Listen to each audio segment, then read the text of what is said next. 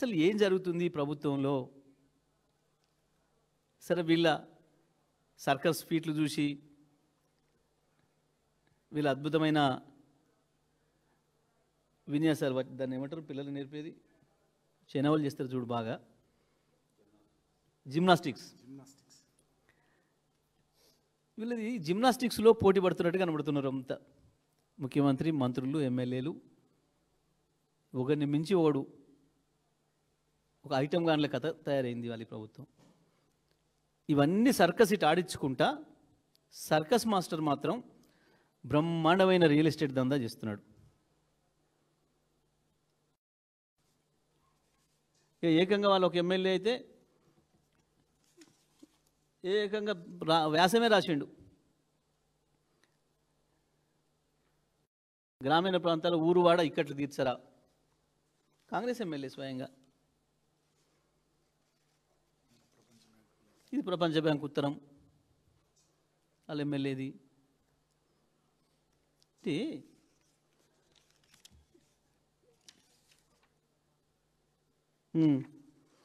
Congratulations L&T, ఒకటే రోజు 12,000 కోట్ల రూపాయలు వాళ్ళ షేర్ వాల్యూ పెరిగింది.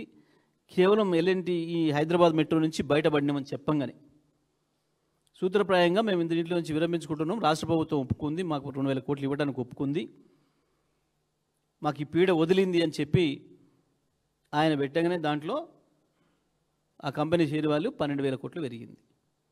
ఇది కానీ తెలంగాణ ప్రభుత్వానికి ఇంకొక 15,000 కోట్లు అప్పు జమ అయింది. తెలంగాణ ప్రజల నెత్తిన ఇంకో 15,000 కోట్లు అదనంగా పడింది.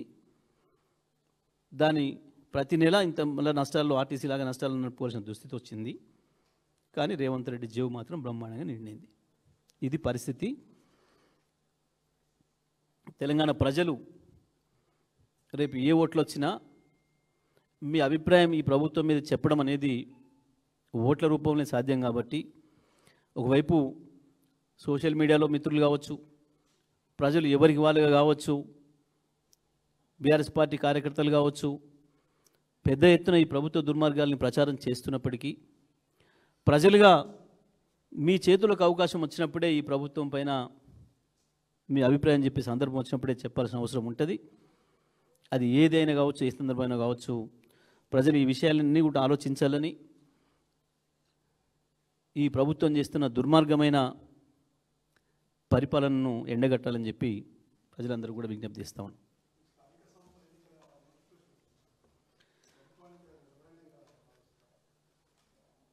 వాస్తవానికి ఎన్నికలు జరుగుతాయని మీరు నమ్ముతున్నారు లేదో నాకు తెలియదు, కానీ ప్రజలు మాత్రం ఎవరు నమ్మడం లేదు.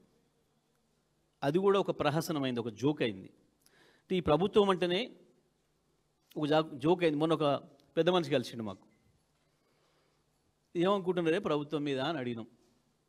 ఆయన అన్న మాట, ఇక నేను ఎక్కువ చెప్పను సారు, ఈ ముఖ్యమంత్రివాడు దబ్బుక్కున్న తులం బంగారం ఇచ్చినా దాన్ని నమ్మి జేబులో పెట్టుకుంటూ వాళ్ళు అయితే లేరు ఎవ్వరు.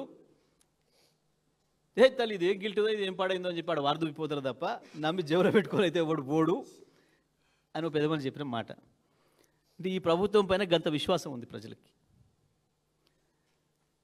ఒక దిక్కు కోర్టులో నడుస్తుంది, కోర్టు చాలా స్పష్టంగా చెప్పింది 42% రిజర్వేషన్ అనేది ఇంపాసిబుల్ అనే సంగతి 1కి 10 సార్లు ఇప్పటికీ నిరూపితమైంది ఈ దేశంలో. 9th షెడ్యూల్లో చేరిస్తే తప్ప 9th షెడ్యూల్లో చేర్చడానికి కావాల్సిన ప్రయత్నాన్ని వీళ్ళు ఎక్కడ కూడా కొనసాగించలే. ఇదే ముఖ్యమంత్రి ఇప్పటికి అనేక సార్లు నాలుక మడతేసిండు. చివరికి ఢిల్లీలో అందరిని తీసుకుపోయి ఢిల్లీలో కూర్చొని 1 గంట ఈయన కూడా కూర్చొని మధ్యన లంచ్ చేసి వచ్చి నిరాహార దీక్ష కొనసాగించి ఆడ ప్రకటించి వచ్చింది ఏంటిది, మా రాహుల్ గాంధీ ప్రధానమంత్రి అయినాకనే వస్తాయి, ఎప్పటిదాకా మీరు ఆశీర్కోరి అని చెప్పొచ్చు.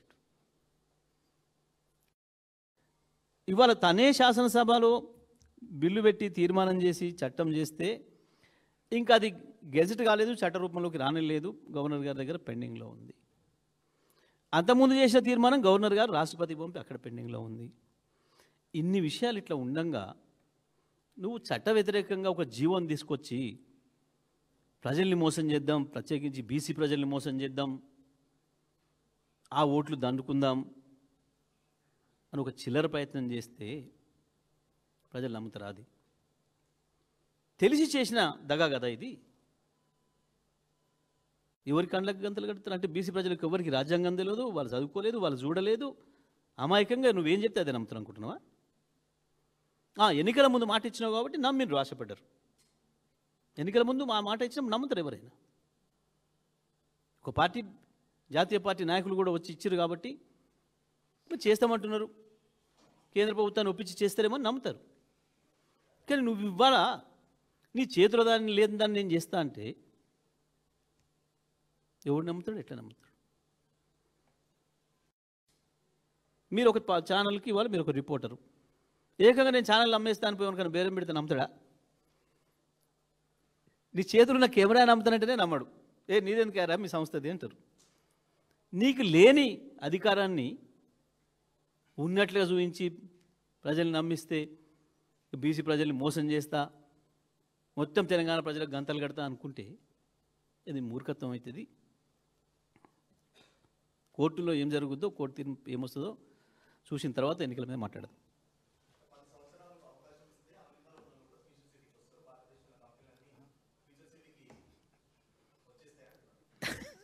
నువ్వు ఎందుకు నీకు అంత కోపం ఉంది ఆయన మీద? నేను ఓడిపెడతాను ఇప్పుడు అనుకుంటే ఎవడన్నా ట్రంప్ బాగా చేస్తలేడు, మీరు ఇక్కడికి రండి, మీకు ఇక్కడ అవకాశాలు ఇస్తా అని మాట్లాడినంత మూర్ఖ ముఖ్యమంత్రిని ఎవరైనా చూసినా మీరు ప్రపంచంలో, ఈ దేశంలో? ట్రంప్ మీద మోడీనే ఒక్క మాట మాట్లాడలేదు ఇప్పటివరకు. ఊళ్ళో బజార్లో కూర్చున్నాడు ఎవరైనా తిట్టుకోవచ్చు, ట్రంప్ని తిట్టవచ్చు, మోడీని తిట్టవచ్చు, జెలెన్స్కీని తిట్టవచ్చు, పుతిన్ తిట్టవచ్చు, జిన్పింగ్ని తిట్టవచ్చు. ఊళ్ళో ఓడర్ బజార్లో పడి కూర్చున్నాడు, అడబట్ట కట్టుకొని తిరిగేటోడు. కానీ ముఖ్యమంత్రి గుండి సోయిండాలి కదా, నా పరిధి ఏంది, నేనేంది, నేను మాట్లాడితే ఏమనుకుంటారు ప్రజలు? నీ నాయకుడు రాహుల్ గాంధీ ఏం మాట్లాడతలేడు, ఇప్పటికి 10 సార్లు అమెరికాకు పోయి వచ్చిండు, మళ్ళీ ఇవాళ రేపు కూడా పోతున్నట్టున్నాడు. ఒక మాట ఇంతవరకు ఎక్కడ మాట్లాడలేదు. ఇంకా పిచ్చి మాటలను పట్టుకొని నేను ఏం చెప్పాలి? ఇక వాళ్ళు దేశాన్ని నడిపేటోళ్ళే మాట్లాడే స్థితిలో లేని విషయాలను పట్టుకొని మీకు ట్రంప్ ఇబ్బందులు పెడుతున్నాడు కాబట్టి మీరు అందరికి రండి మా కాడికి. ఉన్నోడే పిక్కపోతున్నాడు. ఈడికి వచ్చిన సంస్థలే పిక్కొని పోయినాయి. ఒక్క రియల్ ఎస్టేట్ కంపెనీ కొత్త వచ్చుడు కాదు, పాతదే ఒక్క పని మొదలు పెడతలే. ఈడ హైదరాబాద్లో ఒక్కటి ఏదైనా హైరైజ్ బిల్డింగ్ ప్రారంభంగా చూసినా మీరు ఈ మధ్యకాలంలో ఎక్కడన్నా? అది అయితే తప్పకుండా ఈయన పోయి శంకుస్థాపన చేస్తుండే. దాన్ని కూడా కట్టుకుంటే కూడా, ప్రైవేట్ వాడు కట్టుకుంటే కూడా పోయి ఈయన పోయి శంకుస్థాపన చేస్తుండే పాపం. ఈయన చక్కదనానికి, ఈయన ముఖానికి నమ్మి వీడొచ్చి వాడొచ్చి కడతాడు. అదే గురువు ముచ్చట ఆయన కూడా మళ్ళీ ఇవాళ కూడా మాట్లాడేట్టుంది. గురువు నేను శంకుస్థాపన చేసిన హైదరాబాద్కు. అది ఏమనాలి వీళ్ళందరినీ? మన దేశాలనే ఇట్లా మాట్లాడిన వాళ్ళకి చట్టాలు లేవు తీసుకుపోయి లోపడేయడానికి. వేరే వేరే దేశాలను అయితే వీళ్ళని తీసుకుపోయి ఆడ పెడుతురు. మన కాడ మహా అయితే పెడితే ఎర్రగడ్డలు పెట్టాలి. తప్పకుండా మన ప్రభుత్వం రాగానే ఆ పని చేద్దాం. ఎప్పుడు ఏ క్షణంలో పెట్టినా రెడీగా ఉంది.